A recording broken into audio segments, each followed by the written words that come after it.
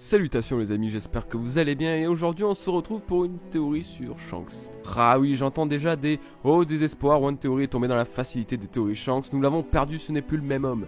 Et vous avez à moitié raison, je suis le premier à râler des théories sur Shanks comme quoi elles tombent bien trop vite autour du pot, elles manquent de clarté et surtout de bon sens. Donc je ne voulais absolument pas vous proposer une théorie sur Shanks avant d'avoir trouvé des éléments plus ou moins concrets, originaux et surtout intéressants. Sauf qu'en créant ma vidéo sur les futurs événements de One Piece, que je vous invite à voir ici, j'ai réalisé quelque chose à propos de Shanks et d'une promesse que Luffy pourrait éventuellement lui faire à l'avenir. Pour vous donner une idée, je pense qu'Oda se servira de la mort de Shanks, car oui, je reste persuadé que Shanks mourra et je vais vous expliquer pourquoi dans cette vidéo, pour introduire sa descendance et par la même occasion une sorte d'héritage de la volonté de Roger et de celle de Luffy. Donc, reprenons depuis le début, même si je ne crois pas à tout ce qui est écrit dans cette fameuse liste d'hypothèses, je reste persuadé que certains événements se dérouleront comme elle le mentionne, et le retour de Luffy dans son village natal suite à une promesse est l'un des scénarios que j'arrive à parfaitement imaginer dans le futur de One Piece. Alors, quelle promesse pourrait bien obliger Luffy à retourner dans son village? Payer ses multiples crédits qu'il a fait à Makino?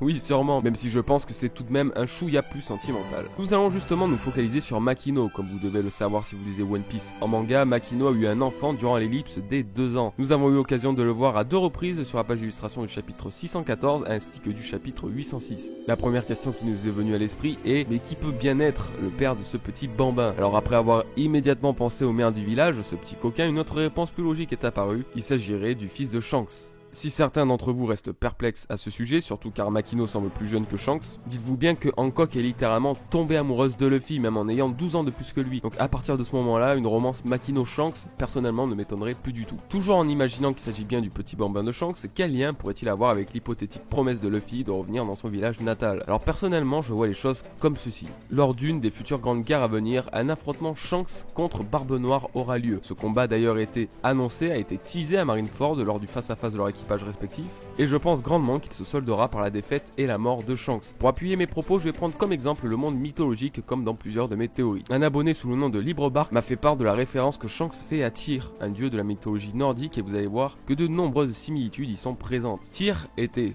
suivant la légende, soit le fils d'Odin lui-même, soit celui du géant Ymir. Le principal fait qu'on peut attribuer à ce dieu est le sacrifice de son bras dans la gueule du loup Fenrir pour l'enchaîner et donc protéger son peuple et l'équilibre du monde. Il s'agit là d'une des premières références de Shanks à Tyr, même si le contexte était différent, le sacrifice du bras de Shanks était pour la naissance d'une nouvelle ère d'après ses dires. On ressent en quelque sorte le même esprit d'équilibre que Tyr. Autre point commun, Tyr est le dieu de la justice et de l'ordre. Encore une fois, Shanks a rétabli l'ordre en intervenant durant la guerre de Marineford. Sans lui et son sang-froid, de très nombreux pirates auraient pu mourir face aux forces de la marine. Shanks est quelqu'un de très juste, on le voit d'ailleurs très clairement durant son altercation contre Barbe Blanche. Il n'a pas de réelle mauvaise volonté derrière ses actes, bien au contraire. Bon, continuons d'imaginer que Shanks fait référence à ce fameux Tyr. Toujours d'après la légende, le dieu grec perdit la vie durant le Ragnarok, l'une des plus grandes guerres mythologiques entraînant désastre sur désastre et fin du monde. Son dernier combat fut contre Garm, le chien gardien des enfers réputé pour être l'une des bêtes les plus puissantes du monde. Ils se donneront mutuellement la mort. Et là, ça devient très intéressant. Certains diront que c'est particulièrement tiré par les cheveux, voire même totalement incohérent, mais personnellement ça me fait rêver. Et si Garm, le chien gardien des enfers, représentait Barbe Noire et son hypothétique fruit du Cerbère? Le Ragnarok représenterait la grande guerre finale de One Piece où s'affronteront Shanks et Barbe Noire pour finalement soit s'entretuer, tel Tyr et Garm, soit une victoire de Barbe Noire et donc une raison de plus pour Luffy de vaincre ce monstre. Bon alors oui, comme je le disais, ça serait carrément ouf, mais au final c'est pas si improbable que ça. De nombreux récits et légendes des mythologies rendent des scénarios de One Piece totalement cohérents, comme par exemple l'histoire du typhon et des moires qui fait extrêmement penser à Kaido et Doflamingo. Shanks a clairement des comptes à rendre à Barbe Noire, notamment à cause de sa blessure à l'œil. Et comme je le disais plus tôt, un combat entre leurs équipages respectifs a été annoncé à la fin de la guerre de Marineford. Après, il est vrai que la mort du mentor principal du héros, par l'un des méchants de l'histoire, ça fait terriblement cliché. C'est pour ça d'ailleurs que j'imagine très bien Shanks et Barbe Noire s'entretuer. Shanks pourrait très bien se sacrifier et emporter Barbe Noire dans son geste. Et quand on y pense, de nombreux ennemis pourraient faire office de boss finaux, comme les plus haut placés du gouvernement mondial, à savoir les Gorosei. Quoi qu'il en soit, quel serait le rapport entre la promesse de Luffy, la mort de Shanks ainsi que son enfant? C'est terriblement simple, je pense que Shanks demandera à Luffy avant de mourir de rendre visite à son fils, à Fushia. Et ainsi, Luffy ne rendra jamais son chapeau de paille à Shanks lui-même, mais bien à son fils qui héritera par la suite de sa volonté.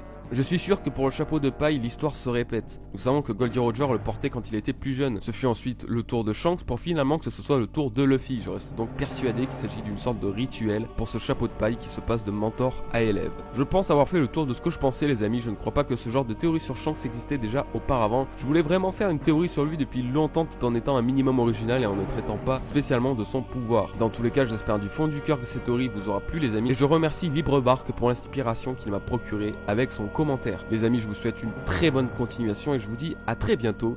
Peace à vous.